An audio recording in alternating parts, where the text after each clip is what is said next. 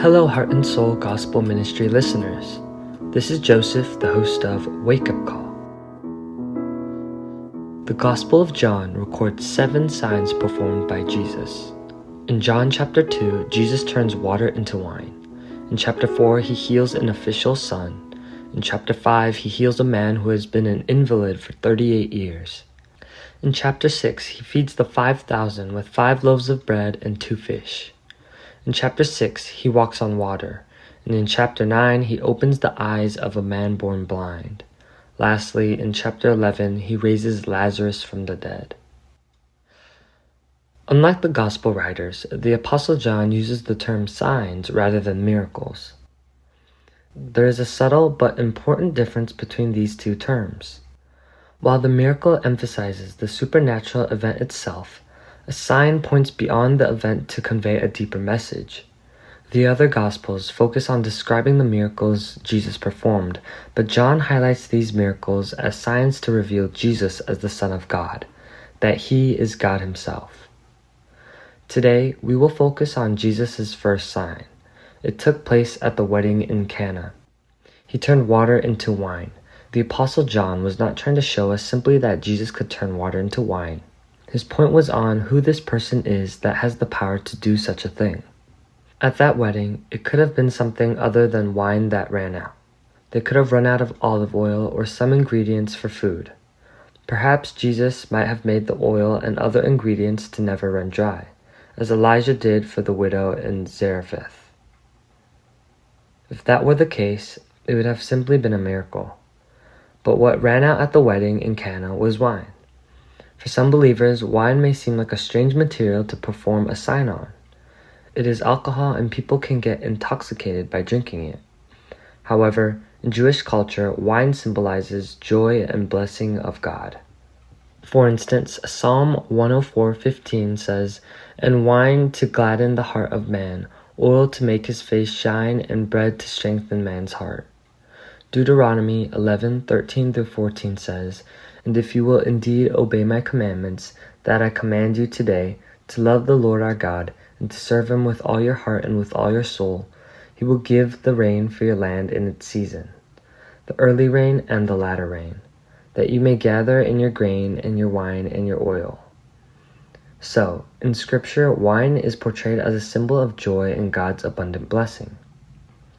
Isaiah 25:6 declares, "On this mountain the Lord of hosts will make for all peoples a feast of rich food, a feast of well-aged wine, of rich food full of marrow, of aged wine well refined."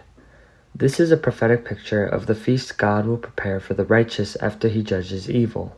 So, what that means is that wine running out at the wedding in Cana can be viewed in Israel as the absence of true joy in God's blessing. And Jesus performing the sign shows that he is the one who can restore true joy in God's blessing. A notable character in this sign, one that can be easily overlooked, is the groom. As some of us may know, Jewish weddings at the time lasted for an entire week. It was the groom's responsibility to prepare enough food and wine to generously serve all the guests, some of whom traveled from afar. If food or wine ran out during the celebration, it would be a disgrace and a source of public shame. You might have your own memory of a celebration where something went wrong. Perhaps there wasn't enough food or the event felt poorly prepared. I remember a feast from over 10 years ago where I ate spoiled food. I still can't forget it. A celebration should be joyful and abundant. If it lacks something essential, it leaves a lasting impression, but for the wrong reasons. In John chapter 2, the groom at this wedding is in exactly the kind of predicament. The wine ran out during the celebration. As we discussed, wine symbolizes joy and God's blessing. So running out of wine meant a loss of joy in the sense that God's favor was absent. This groom was facing the possibility of lasting shame. People could label him as careless or even incompetent for failing to prepare for such an important moment in his life. But did the bridegroom really suffer shame and reproach? Let's look at John 2:9-10. "When the master of the feast tasted the water now become wine, and did not know where it came from, though the servants who had drawn the water knew, the master of the feast called the bridegroom and said to him, Everyone serves the good wine first, and when the people have drunk freely, then the poor wine. But you have kept the good wine until now." The bridegroom was not ashamed. In fact, he was praised. Normally, people serve the good wine first, and when the guests are too drunk to know this, they serve the cheaper wine. But the master of the banquet praised the bridegroom, saying, "You served good wine at first, but now you've brought out even better wine. You are sincerely and generously treating your guests."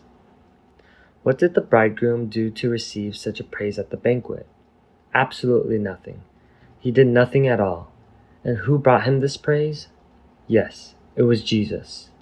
According to John 2:11, this, the first of his signs, Jesus did at Cana in Galilee, and manifested his glory, and his disciples believed in him. Though the first sign Jesus performed, the bridegroom who was on the verge of public humiliation was instead praised.